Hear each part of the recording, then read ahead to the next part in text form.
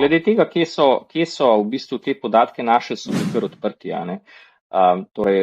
Dost mislim, da so uporabljali Common Crawl, to je v bistvu nek repozitorij, kjer te pajki, ki skrepajo spletne strani, pač te podatke odlažejo. To so zelo velike, ogromne datoteke. Zdaj, seveda, oni niso uporabljali to v čisto surovi obliki, ampak so uporabljali v bistvu neke vrste trik.